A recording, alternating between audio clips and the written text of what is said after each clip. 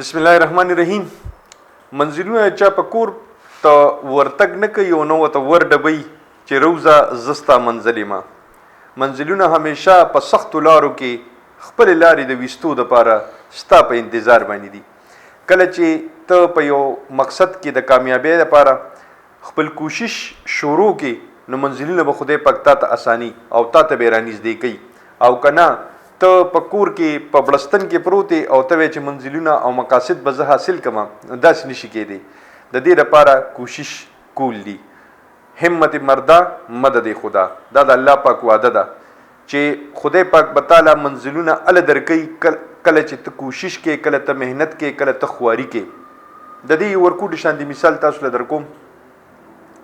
کله چې روټه زمون په مخې ته پیش شي او مونږ روټه ته درستخان ته کینو نو چې سو پورې مونږه نوړې کټکړی نیوي او هغه مونږه لکه ترکارې سره یا د هر یو سیس چې کوم د خوراک وي داغه سره مونږ ټچ کړی نیوي مونږه خلی ته بوتلی نیوي دا زمونږه نوړې خلی ته نزي. کدی ته تاسو د سورۃ یاسین 41 دفعه والا ختم مو کې او کو د قران پاک 10 سپاری ختم مو تو کې او د الله نه دا سوالو کې چې یا الله دا نوړې زما د خلی تراولي نو د الله پاک نظام او فطرت د دې خلاف دی. الله پاک یو نظام او فطرت راوستي دي تر د دې ځې پورې زمونږ اختیار دی. د دې ځنه لاندې بیا د الله پاک کارخانه سٹارټ شي الله پاک فطرت سٹارټ شي د الله پاک نیچر سٹارټ شي د الله پاک کارخانه سٹارټ شي خو د دې ځې پورې زمونږ اختیار دی. دې ځې پورې مونږه الله پاک خپل اختیارمن جوړ کړیو چې دې ځې پورې تاسو خوري حلال خوري حرام خوري خو خوري بد خوري سشم چې خوري دې ځې پورې ستا اختیار دی. لاندې د الله اختیارات شروع کیږي. دغه شان چې څنګه د دې نوړې د پاره مونږه دا مهنت کو دا خواري کو دا لاس و پوري وروړو او غیره لپاره مونږه حرکت کو او دغه شان د دې منزلونو د پاره حرکت کولی. د دې یو ورکوټ بل مثال د سې دی چې مهنت او خواري والا له خدای پاک منزل ورګي لکه څنګه یو دو پټي دی هغه یو زیدي یو پټي د کافر دی هغه هندو دی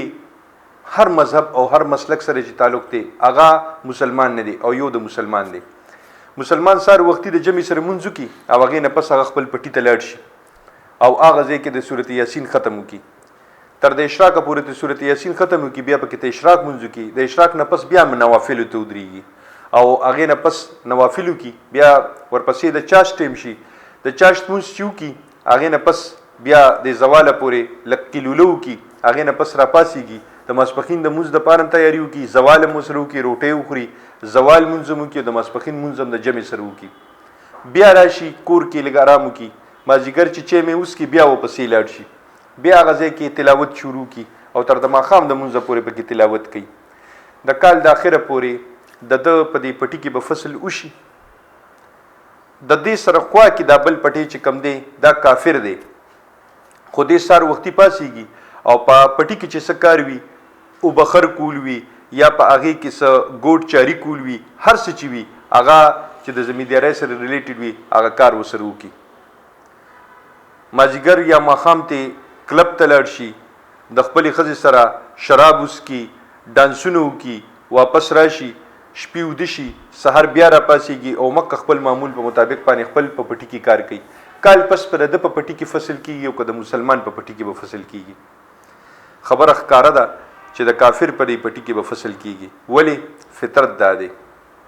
اوس که مسلمان دا ګیله کوي چې ما خو د قران شریف ختمونم کړی دي نوافل مم کړی دي دې ځکه می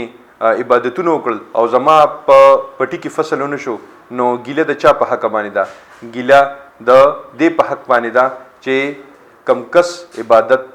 کړي دي خو مهنت نه دی کړي یو کس مهنت کړي خو عبادت نه دی کړي. فطرت پر چا سری فطرت په د مهنت والا سری وي. نو ځکه زه تاسو ته وایم چې